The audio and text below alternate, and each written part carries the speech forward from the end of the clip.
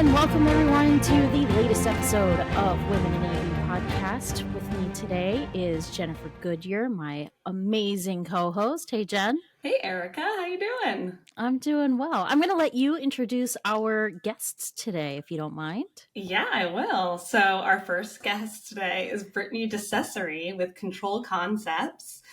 We've known Brittany a long time and we just love her. So we're really happy to have her back on the show. She was on the show at Infocom. And then I'm really excited because we have our first male guest today, and it's a longtime friend, first-time caller, Matt Buckner from Sennheiser. And thanks to you both for joining us today. Thanks for having us. Thank you. It's good to be here. Yeah, I think we wanted to kick it off and talk about, because Brittany, I don't know where you started in AV. I know where I met you, which was with AVIXA through the Women's Council. And then you had to completely pivot your career, basically. So I just kind of wanted to talk to you about that and see how that change went about. And you're doing great with Steve, so... Yeah. So I officially full-time started my industry career at AVIXA. But I had been helping and working part-time with my church, doing their technology management and working with all of their live streaming technology and helping to produce their services. So I had all the hands-on experience in doing that. And I just couldn't figure out how to make a career out of it outside of my church. And in our area, we knew we needed to have something that helped us financially outside of our house of worship. So I was working in real estate for a little while and heard about AVIXA, and I was like, wait, something like this exists? Like, how did I not know about this? And so it was really just an eye-opening moment. And I got to work alongside Amanda Eberly, who was just absolutely wonderful. I was a part of her team. She's the one that was telling me all about AVIXA and how I needed to be a part of this. She brought me into her team, and it was an amazing couple of years there. Loved getting to know the industry from a different side of it, being able to talk to all of the different verticals within this amazing industry, getting to meet women like Erica and Jen here, getting to meet a lot of manufacturers, which I didn't realize all of the connections I was making was going to help me further along down the road. After 2020, things started to change within AVIXA. I realized my time there was coming to an end and decided for personal reasons it was time for me to take a step back, and actually decided to leave the industry, take a massive pay cut to do so, to figure out where I needed to be, because I knew this was no longer my full-time future plan and journey. So through that, I had met Steve at AVIXA at ISE in 2020, right before the whole world shut down. And we were just talking about programmers and giving programmers more exposure, but there was no talk of really how I might fit into the Control Concepts world outside of that. And then I believe it was fall of 2021, my husband actually was like, look, you said that the AV industry is your family, it's your home. You're not there right now. What are you doing to get back there? And I was like, well, I'm just waiting for a door to open. And he's like, you've got to take the first step if you want the door to open. So are you going to knock on a door? Or are you going to try and see if something unlocks for you? But you've got to do something if you want to get back there. And he really gave me that push that I needed to have courage to raise my hand and say, hey, I'm ready to get back into the industry. Please, someone, if you have an idea of someone who's looking, let me know. And Steve immediately reached out and was like, people have recommended you to me 2 different times. I really want you to talk to me about Control Concepts. I'd love to have you as part of the team. But it was a sales job and I'm not a salesperson. So I was like, yeah, we can talk about it, but I don't think this is the right fit for me. And he goes, let's just talk about it. So we talked several different times, and each time it was really him convincing me that this, although technically in sales, isn't a sales job. It's really just building relationships. And that's what I did at AVIXA. And after about a month and a half of different conversations, decided Control Concepts is definitely my home. And it's been great to take the relationships I've built, continue building more relationships here at Control Concepts, and pivot in a different way within the industry. So Yeah, and you've had to learn how to work with all the programmers and different type of people. That's a whole different side of the industry, programmers. It is. Programmers are typically very reserved, and they're. I can't do what they do, and I'm not even going to pretend to know what they do outside of coding my MySpace page back in the day. That's all I know how to do. And changing my layouts and my backgrounds and all of that. But past that, please don't ask me to ever program a thing. But they're really the unsung heroes in our industry, and they don't get a lot of recognition that they deserve. And so it's been great to be able to come alongside people who have been programmers in the industry. And now we've pivoted our business from being independent programmers to actually building the building blocks for programmers to use in the field. So now we're working for manufacturers, but we're building the tools programmers need. So we get to help programmers like us every single day. And so it's really a very rewarding experience to be able to take our 25-year plus history and say, we've been there, we've done that, we know the shoes that you're filling. We get the problem areas, we get the sticking points, and we're here to help you. So it's really been great. I haven't had to learn the programming languages, but it's been great to be able to at least speak to it and learn how to bridge between product managers or integrators or marketing people, bridge that to the more technical people and those who are definitely way deeper into the weeds than some people may care to be at, and helping them along the way. So it's a fun journey, and I learn something new every day. So that's a plus. That's awesome. Matt, I would love to hear your origin story, because this is my first time meeting you as well. But I mean, Jen has talked you up, so just keep that in mind. I actually started off in on the retail side of things in a proper mom and pop shop years ago, and back when someone literally had to die to get a job working in a music store, so there were coveted jobs, and I was really right place, right time to jump into that position. And I remember too that the owner of the store always told me that he had me in his manager training program, and I always chuckled because he would say things like that when I was taking out the trash or painting the walls for free on the weekends, things like that. But he honestly was showing me how to run a small independent music store from top to bottom, and from there my career took off in the music industry. And really my next inflection point was when I saw a manufacturer's rep for the first time on the other side of the counter. And I was like, wow, what do you do? How do I get that job? And of course, that particular rep was like, you don't want my job. Like, and I was like, well, I think I do. Like, it seemed really cool. Dad? It was not your dad. But yeah, that, I actually went into managing big box stores from the independent shop, and from there transitioned over onto the manufacturer's rep side of things, went into international distribution for a moment, and then wound up here at Sennheiser, which is really, I couldn't be happier with that trajectory, because also too, as I think I was much the same as Brittany, whereas if you would have asked me, hey, how would you like an exciting career in sales, I would have gone hard pass. I don't want to be in sales. But really, I've never felt like I've been involved in sales, even though that's been a part of my title in my entire career. It really is about nurturing relationships, relationship development, and now business development with Sennheiser. One of the reasons I wanted to have Matt on specifically is, I not meaning to age you, Matt, but you've known my family longer than I've been alive. So there it is. Thank you for outing me. So you've always been a safe place for me within the industry, but we really, really connected when I was pregnant.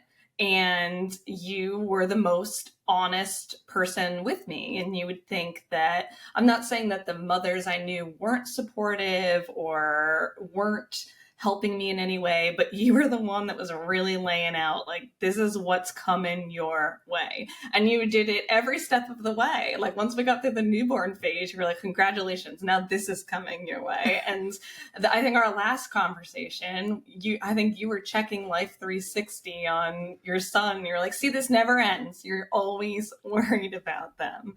And so it's just been really nice to get that parenting advice from you and get to talk to you about it, because it shows that no one else really talks about it unless you're really close with someone, and that so many of us are parents and don't know. Brittany, I didn't know you were a parent till recently, and your boys are obviously older than my daughter is. So I just really wanted to talk about, first of all, the side of it where I feel like maybe as moms, we kind of try to hide it because maybe anyone will think, oh, she doesn't have enough bandwidth to balance a career and her children, as we're constantly asked. But as a man, Matt, do you feel like you're ever really asked, how do you do it? Not often. And I think that's, we could probably point to toxic masculinity as a reason for that, right? That it's like, oh, I don't care, that's somebody else deals with that. I know that I've encountered it, and on the negative side of it, where, had employers ask me, I'm going to stay home with my sick child today. Well, can't your wife do that? It's like, well, let's pretend you didn't ask me that question, right? So I've been on the other side of it, a lot, and I guess I've also felt like, that I'm not supposed to talk about it. Maybe that it's not, it's like, well, what do you know about it? It's so, and also I think that, another trait of toxic masculinity is to put up that strong, silent front that everything's fine, it's all fine, there's no problems here. I don't have any emotions. Everything's good. I'm right where I want to be right now, and not being able to express that. I've gotten a lot better as I've gotten older at expressing that, and I definitely prioritize, some things that I missed earlier in my career, I refuse to miss now, so that football game, that school function, it's that I'm going to schedule around that. That's what's most important, where I might not have even mentioned it before. I might have just said, well, I got to work, so, and of course, I think that's also a requirement you put on yourself. You kind of project what you think your employer is thinking, where it's like, well, I better not ask for time off for a family related thing. I need to appear that I'm the consummate professional, and that my life revolves around my career, and that I don't have any outside distractions, that I just work 24/7. And I think something that helped. I mean, you and I have had this conversation many times, Jennifer, that the positive things that have come out of COVID, where you're allowed to have dogs barking in the background now. You're allowed to see your son walk behind you in your camera shot. You're allowed to have a life. Before, I think, it was human. Very like, I'm pretending I'm in an office. I'm pretending that this is a corporate environment. There's, I don't have a family. I live in this bubble. It's all about work. And now those walls have come down, I think, for the better. I think that, of course I have a dog. Of course I have children. Of course there's other people in my house, and there's noise and distractions. That's normal. Why we thought professionalism meant a library environment is beyond me, but I think a lot of that's come down, and I think it's helped all of us. Obviously, when work from home became live at work, we had to find that balance, or we were going to go insane, that it's like, okay, I've got to start to compartmentalize and prioritize what's really important, because virtual work, a hybrid workplace, lends itself to just working 24 hours a day. So that definitely does. Brittany just moved into her new office. Her boys are. How's that going, by the way? Okay, most days. It depends on the evening and how tired they are, but. Yeah, we just bumped the boys, and they seem to have fun with it most of the time. But Matt, I love what you said, and I love that you brought to mind that. Speaking of dogs, my dog's going ballistic. Sorry. It's allowed now. It's allowed. Setting those boundaries around your life. And that's something my husband and I sat down before we decided to start our family. And we both made it very clear, like, we're very driven people. We both have a lot we want to offer this world, but there are sacrifices we're not willing to make. And one of those is our children. And so making sure that as they pursue sports, as they pursue different activities, that we are there for those moments because we don't want to miss those. And also making sure, everyone has these unrealized assumptions of roles within the home. And for my husband and I, we were very specific when we started our life together that we're partners. And there are times where it's expected that I need to pick up a little more slack than normal. And sometimes he does that for me, depending on where life is at, where we're at personally, where we're at with our careers. Sometimes, it's that give and take. And sometimes we're giving 90%. And sometimes we only have 30% to give and our spouse has to pick up that slack. And for us, it was making sure there are no assumed roles here. When the children are sick, it's not assumed that I'm the one taking care of them just because I'm the mom. We both will sit down and, hey, this kid's sick, can't go to school today. Who has the more flexible schedule today? Who has a little bit more to give where they can stay home? My husband, he's a security integrator, so he's often out in the field. So oftentimes that is me, but it's never the assumption just because of my gender, just because of the role I play in the home. It is never assumed. And I think that's something that you just have to communicate with your partner and with your employer. My employers have always been very supportive of that because they know I'm not just an employee. I love what I do. I am 100% devoted to my career, but I also have a family. And that's probably the most important thing I'll ever give to this world is how I raise my children. And so making sure that I'm present and having the flexibility, that's always been a part of the negotiation as I've looked into new careers, is making sure that flexibility is there, and that understanding is there. Speaking on that 50-50 that you're talking about, Matt already knows what I'm going to ask him, but he had suggested a book he's friends with my husband, worlds colliding, and he had suggested a book to us called The 80-80 Marriage. Do you mind talking about that a little bit, Matt? If you frame it that way, obviously 80-80 adds up to more than 100%, but it's with the concept of radical generosity, which is exactly what Brittany was just speaking to, is that, and the concept of 50-50, like a lot of people might view a partnership as 50%. And obviously that's an impossible task, and that is not working as a team. You said that you and your husband are partners. That's where, so it can't be 50-50 because it's a partnership. So that's exactly what the 80-80 marriage speaks to. And, I was excited when I heard a podcast that interviewed this author, this husband and wife team, because it totally resonated with me. And it also pointed out that, even my thinking was wrong, that I was like still maybe viewing my marriage as 50-50, and that because of that, some things needed to be reciprocal. And also there needed to be equity always, that it's like, well, no, I took the trash out yesterday. You have to take the trash out today. And that's ridiculous, first of all, and outdated, but also, it's that, if you reframe it and just think my role is 80%, then that really takes care of everything. And the concept of radical generosity, that, hey, I'm your partner. I'm here to help always, the same way we approach our clients at work and our teammates at work. I'm here to help. How can I help?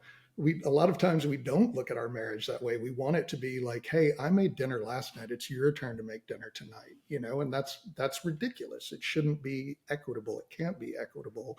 So, I think for me, it just opened up, like everything was new. And it totally, just that, statement of 80-80 and thinking about it from a position of radical generosity really helped me. And of course, I've shared it with you, shared it with any of my friends that are married, which obviously it was met with some mixed results. I think a lot of some people were like, I'm not interested in exploring radical generosity at all. It's like, but I think that I think it's hilarious that Brittany set it up, perfectly, because that's exactly the concept. It's a Yeah. true partnership. It's from a position of being of assistance, being of service, which it sounds like, Brittany, you've kind of framed your whole life around. Really, I think and I love that. I wish that I had that conversation with myself and my wife a long time ago in my career path and our marriage too. I don't think, you know, uh, I know that we never intentionally did that. Of course, we've had those conversations to guide our relationship and our path through life, but to intentionally sit down and go, here's our values, here's our path, here's our true trajectory. That's really inspiring to me. I'm really happy to hear you say that. We've been very blessed in that we've had we've always been drawn to those who have life experience that we don't. And we've always looked for mentors within our own lives, within our careers, and within our marriage. And so we've had so many people pour into us who were already 15, 20 years into their marriage and gave us that advice. And, we got married very young. I was 23 when we got married. And for us, we've always been old souls and drawn to those older than us. So I think that helped in all of that as well. But we really wanted to learn from others. And we didn't want to set out on the path of, oh, we just know it all. We've got it all figured out. Oh my gosh. Like, I come from a very broken home. My husband comes from a very broken home. We've seen broken marriage and broken families, and we didn't want that for ourselves. And so we decided to kind of go against the grain and figure out how we do this. And luckily, we were able to come alongside others who were willing to invest in us. And I think we've looked at how we do that in our careers too. And there's so many in this industry who have been here for so long, who have so much experience to give. And we have to go to them and like, just tell me all the things. Like, give me all of the industry history. Tell me all the things you learned. Tell me the things you wish you didn't do, so I know not to do it, and I understand why it didn't work out for you in that way. And we can't be afraid to like question things too. And I try to approach the industry in my career in the same way. Like, I want to understand all of the history and all of the things that happen, so I can be better for our industry in the future. Erica, you have a perspective that I kind of want to get. I was thinking when Brittany was saying she comes home, she unpacks, all that.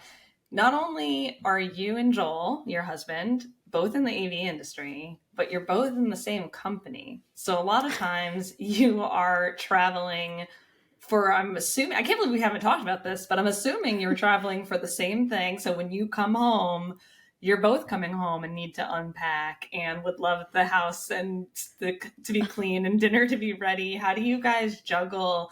You're both out of the house and gone and coming back and all of that. That's a great question. I think it just like magically both of us look around and think about like the jobs that need to be done. Laundry needs to be done, groceries need to be got, dinner needs to be made. Somebody needs to go pick up the dogs because if we're both gone, then they're being boarded.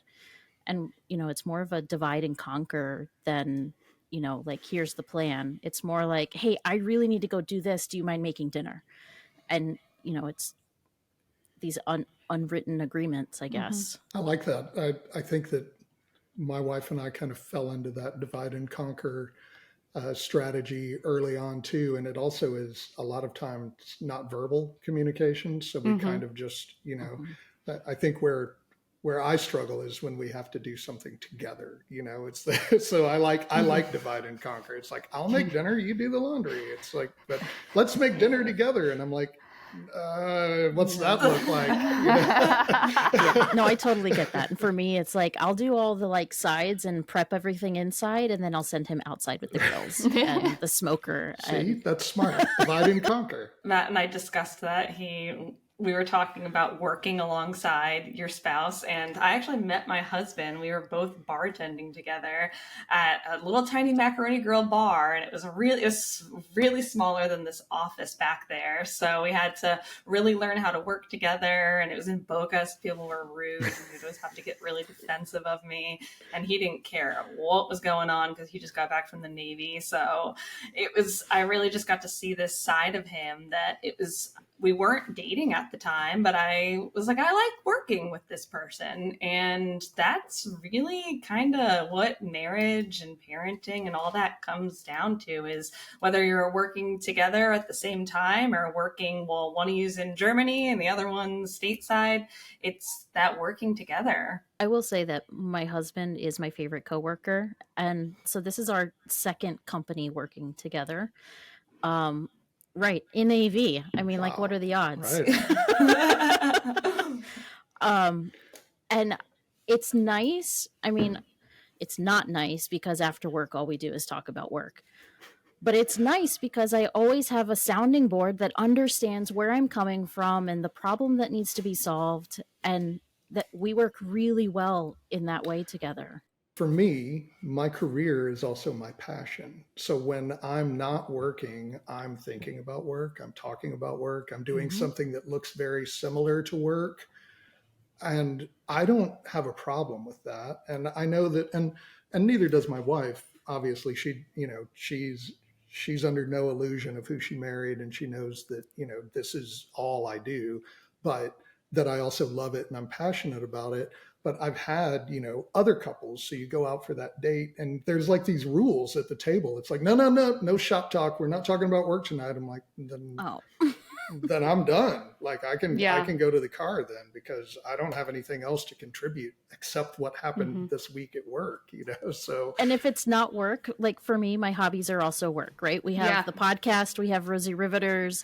I'm chairing the content and learning committee at AVIXA. Like those are the things that also take up my time. So that's what I'm talking about. Do you run into that? Do people criticize you that it's like, oh, you're a workaholic, you really need to stop, and I don't want to hear about all your work related stuff. And I mean, and I guess we're all blessed to work in an industry that we are passionate about. And but I do kind of envy people too that can clock in at 9 and clock out at 5, and they go home and they don't think about work anymore at all. That's envious. But at the same time, it's not a burden, and it's not a negative thing. The fact that I'm turning over projects in my head over the weekend a lot of times helps me on Monday morning, and vice versa too. A lot of, like right now we're doing a podcast, but this is work related, but I mean, but also what else would we be doing? Like, this is the things we think about, that it's like, well, what's your side hustle going to be? How about a podcast? Great. There's microphones here. It's like, I like it. I actually get criticized about that all the time so if my friends come out and hang out with Bert and I somewhere at a bar, and they're like, are you guys really talking about, or you have nothing else to talk about? Or people, or our significant others will say, oh, you didn't tell me this, and Bert did. And I was like, honestly, Bert and I talk 95% about work. Like he's my brother. I love him. We have other things in common, but if we're going to choose something to talk about, we both love this industry, we love our job, and we love our company. It's what we're going to talk about. Well, and I think like my husband and I, one of our favorite things outside of baseball season, because both of our boys play baseball, so it kind of eats up our Saturday mornings, but we love sitting on the porch Saturday mornings and with a cup of coffee, and we literally talk about business. It's not always our business. We just think about business principles or ideas or what we would do in a situation. It's one of the things we have in common. And so we'll talk about how we might be able to relate that. Both my husband and I are very much invested in EOS. And if you don't know what that is, look it up, but it's pretty cool especially for smaller companies. But it's essentially an operating system for businesses. And we're both very much, there's a term in there called an integrator, not like our integrators, but very similar.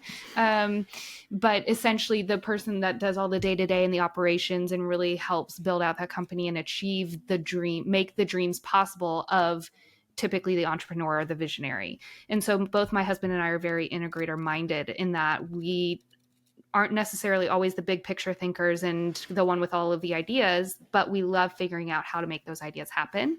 So he's my sounding board when I have things at work that I'm trying to figure out how we're going to make this work.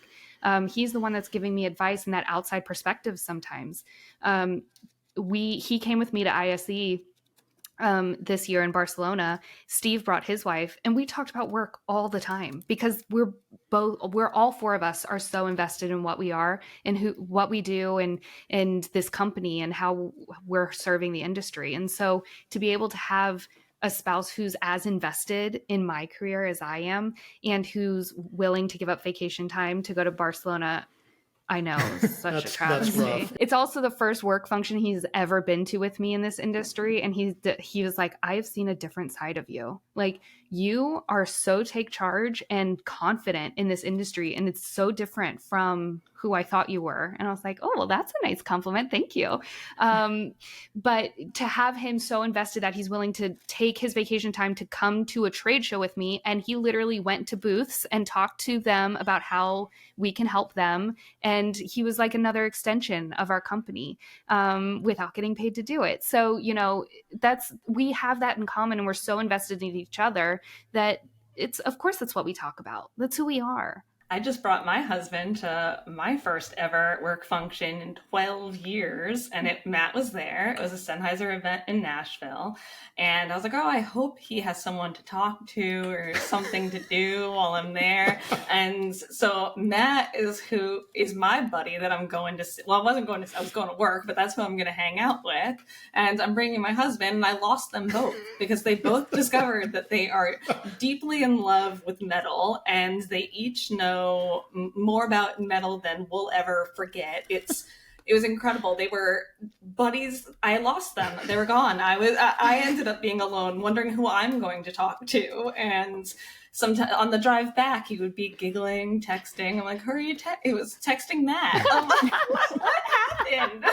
Never bringing you to a work event again. Well, no, you have to, because he's either going to go to work for your company or he's coming to work for mine. But we are going to get him a job in the music industry.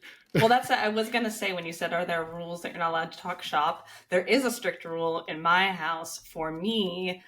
Andrew's not allowed to talk shop because I have lost my appetite for enough dinners from him being an ER nurse. Because he's an ER nurse, so for him, it's not gross. So he says it, I'm like, and now I can't eat for the rest of the night. So he's not allowed to talk shop. I sympathize with that. My mother-in-law was an ER nurse for a time, a traveling nurse too. And yes, the horror stories and you're just like, it would also shut me up. I think it was her mechanism to make me stop talking about work. She's like, well, let me tell you what happened today at my job. And I'd be like, okay, you win. That's awesome. So this has been an awesome conversation. Thank you both for joining us today. Brittany, where can people find you? Well, you can definitely go to controlconcepts.net, and all of my information is there, and you can learn more about what we do and how we serve the industry. You can also find me on all the socials at Britt Dice. At Britt Dice. Thank you so much. Matt, how about you? Where can people find you? Sennheiser.com and Neumann.com. And obviously on LinkedIn. I'm on Insta, Facebook, if anyone still uses that platform. Jen, you have any closing thoughts for us today? This is such a great conversation. Yeah, this is a great one, and I hope that we can have you both on again because we really enjoyed this. So thank you both for joining us. Thank you so much, and thank you all so much for being on this episode of the Women in AV podcast. The network for the AV industry. What are you listening to? This is AV. This is AVNation. This is AVNation.